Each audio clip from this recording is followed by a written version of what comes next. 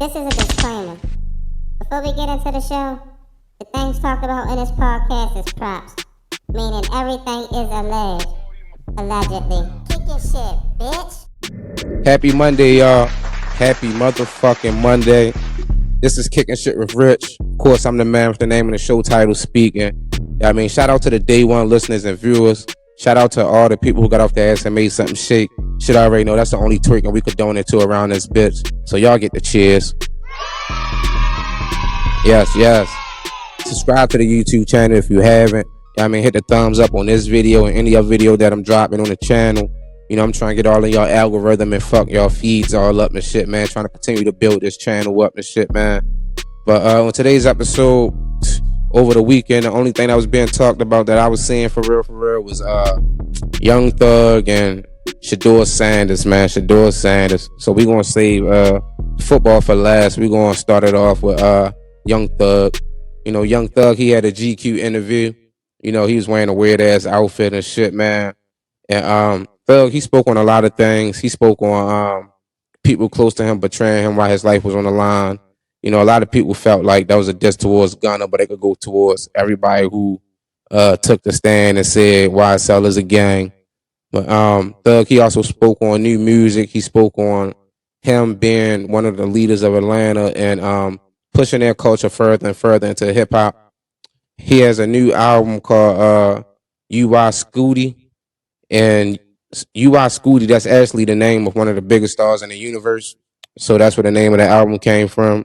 But if y'all want to go watch that interview, y'all can go on the GQ channel on YouTube and check that out. Because I ain't here for that. I'm here because Jeffrey dropped some new music and shit, man. Cheers to that. Yes. New music from Thugger.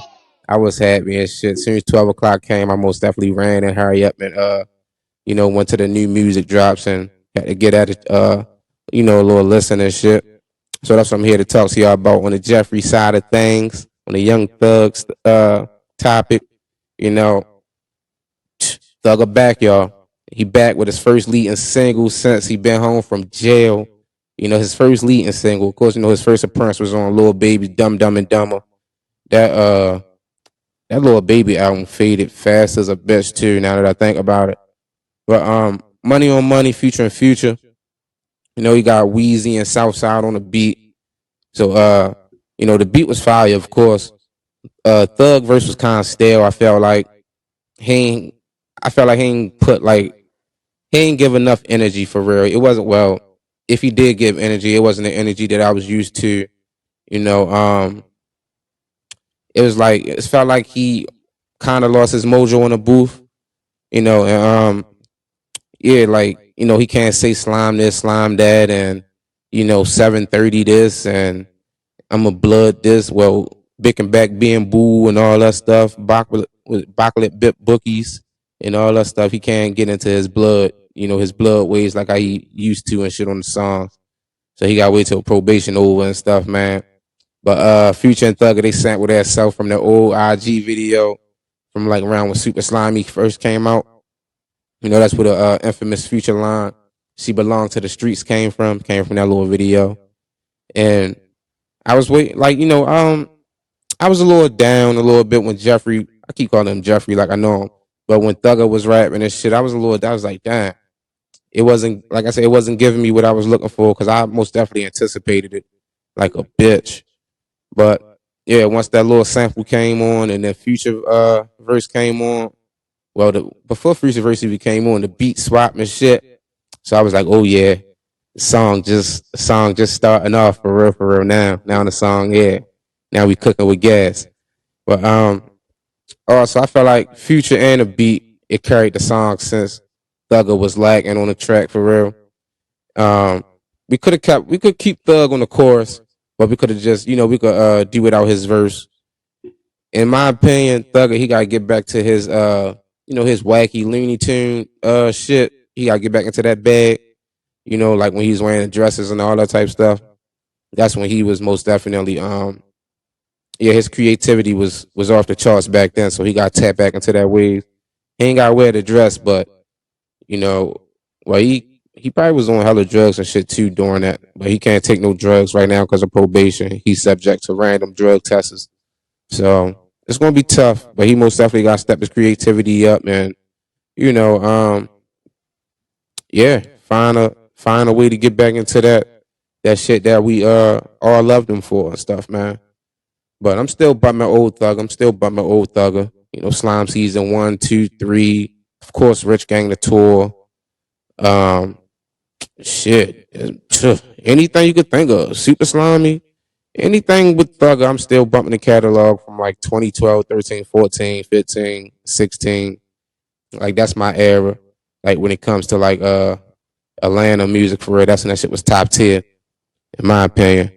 But yeah, I most definitely I still added the song to the library. And when I first on the first listen to the song and shit, I gave it like a 7. And then I watched the video. The video most definitely made me like the song even more. So shout out to them for the you know, the great visuals provided on that song. Most definitely was. And yeah, like Thug Up, I don't know when this album dropped, man. I don't know. I don't know when that UI Scooty shit dropping. I think June or something. Well, probably May, probably this month or something. But whenever it is dropping, I'm excited. I don't even care if that shit mid or whatever. I'm excited from for some new music, excuse me, from Thug. So yeah. And like I said, I'm excited for that. But one thing I wasn't excited for was how they treated Shedeur Sanders during the draft weekend. And I'm gonna get into that when we come right back, This man. ad is sponsored by Kicking Shit with Rich. New season, new motherfucking merch.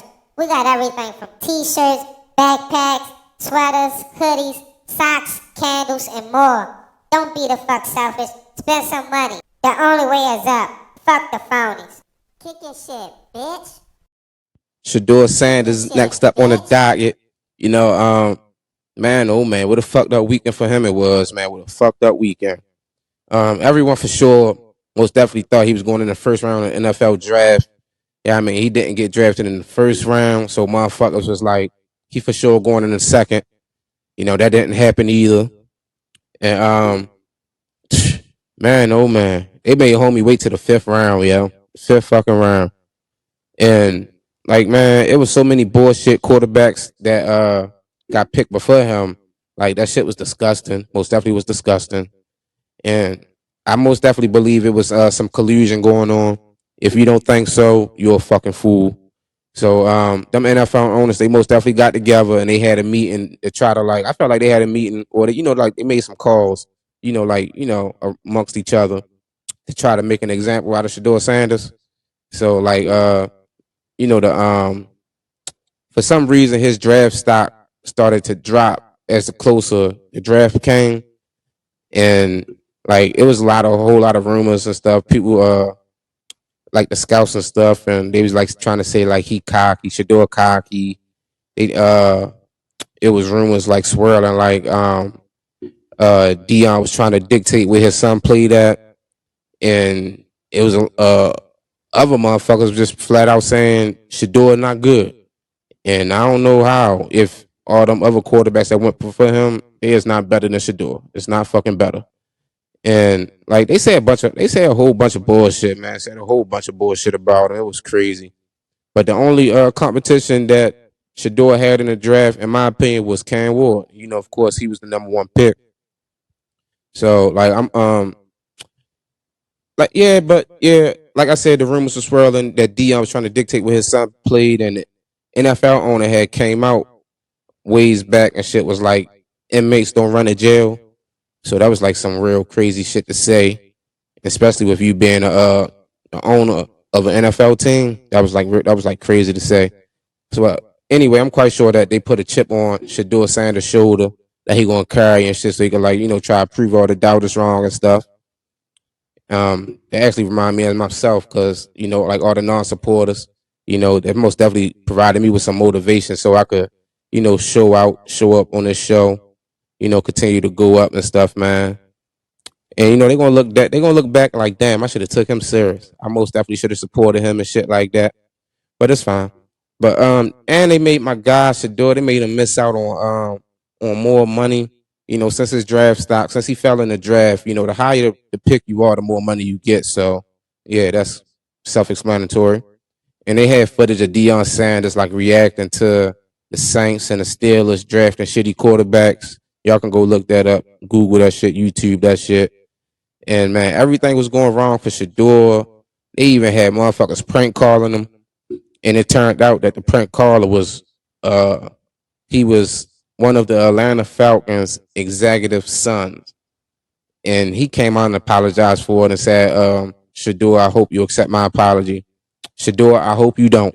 Fuck them motherfuckers. Fuck them white YT people. Like fuck them. You know they man, they showed you how they felt about you, man, and playing with your motherfucking career, playing with your feelings and stuff while you know draft emotions. It's draft day, so we got a whole bunch of emotions and all that stuff, man. So they most definitely played with y'all. And man, all that shit fucked up, man. Everything went wrong, but he did ended up get drafted. So yeah, I mean, I got cheers to that. He got drafted. Cheers to that. But it took long enough. Like man, that was fucking crazy. It was fucking crazy, yo. That was real fucked up. Yeah, I mean, if I felt like it was collusion going on, or did Shedeur get disrespected, let me know what y'all think in the comments down, please. Yeah, I mean, I get back to y'all. And yeah, man. Before we get up out of here, I just want to tell y'all, subscribe to the YouTube channel. Shop at the official Kicker Shit with Rich merch store. Yeah, man. Episode was a doozy. Happy Monday. We out this bitch.